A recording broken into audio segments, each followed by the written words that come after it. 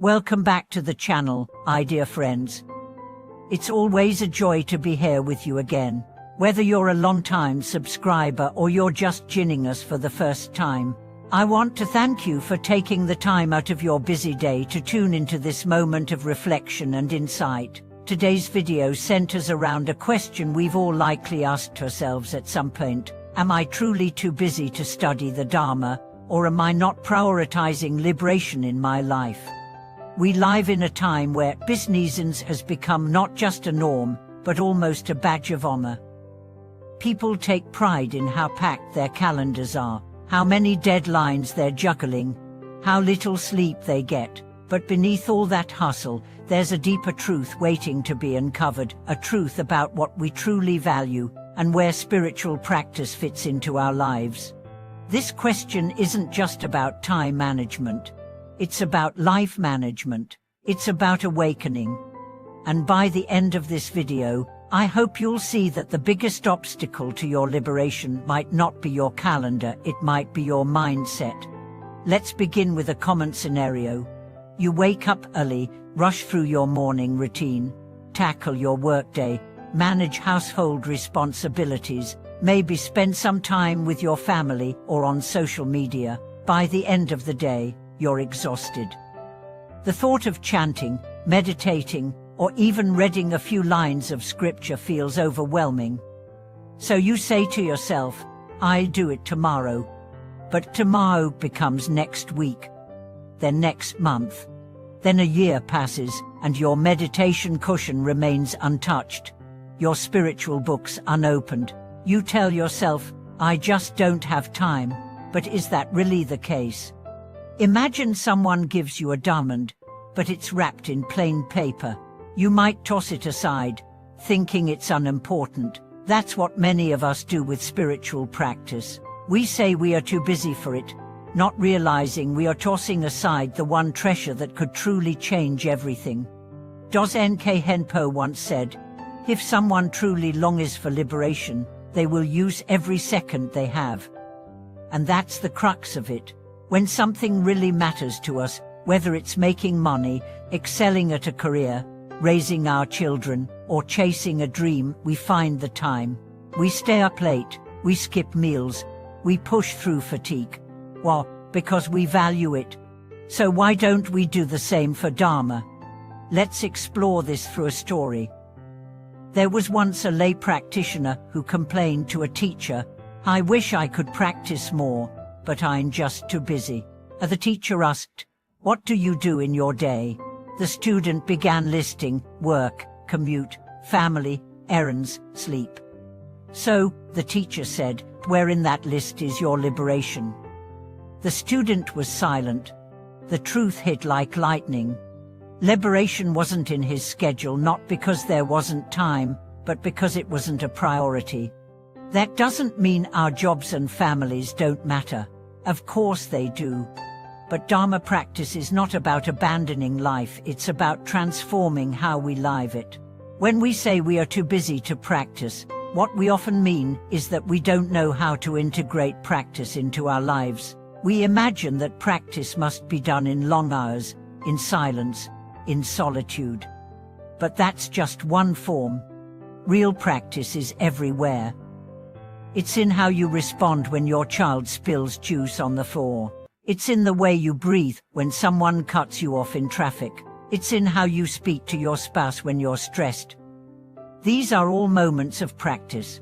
There's a woman I once met who said she had no time for formal meditation, but every morning as she brewed coffee, she recited mantras under her breath. Every evening, while folding laundry, she listened to Dharma talks. She turned her home into a sanctuary, not by changing her circumstances, but by changing her intention. Another man I know is a taxi driver. He spends 12 hours a day behind the wheel. He told me, I chant while driving. Every red light is a moment of silence. Every rude passenger is a test of patience.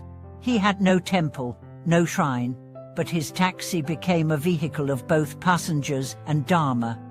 Dharma isn't a place. It's not even an activity. It's a way of being. Let's talk about the mindset shift that needs to happen.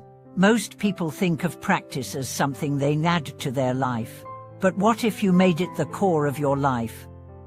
What if every action, every conversation, every breath became part of your spiritual path? That's what the great masters mean when they talk about practice in daily life. It's not about doing more. It's about doing what you already do with more presence, more awareness, or compassion. If you truly seek freedom from suffering, you won't wait for the perfect moment. You'll make every moment perfect for practice. That might mean waking up 10 minutes earlier to sit in silence. It might mean reciting one sutra verse as you brush your teeth. It might mean saying a blessing before every meal, not just to give thanks, but to remember your vow to awaken. There's a powerful quote from Shanti Dev: "If the problem can be solved, why worry? If the problem cannot be solved, worrying will do no good." Most of us are caught in a cycle of worry, fear, and reactivity. We long for peace, but we don't create space for it.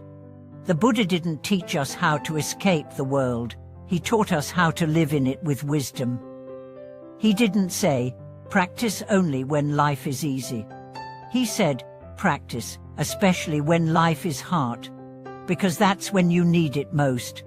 Think of your spiritual life like tending a garden. You don't just water the plants when it's sunny. You especially care for them when storms are coming. So if your life feels chaotic, busy, stressful, that's not a reason to postpone practice. That's the very reason to deepen it. Some people say, "I'll practice when I retire." But who says you'll live that long? Others say, "I'll practice when the kids grow up." But by then, your mind might be too scattered, too tired. Practice now, with what you have. Because what you have is already enough. Even if you can only sit for 5 minutes, sit.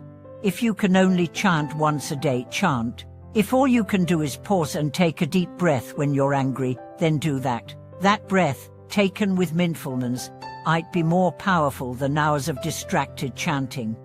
Over time, those small moments add up.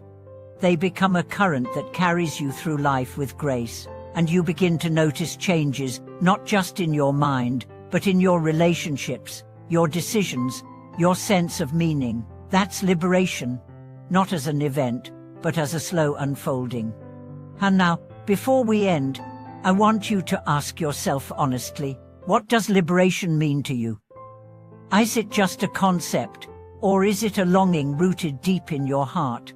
And if it is a true longing, then what are you willing to do for it? What are you willing to set aside?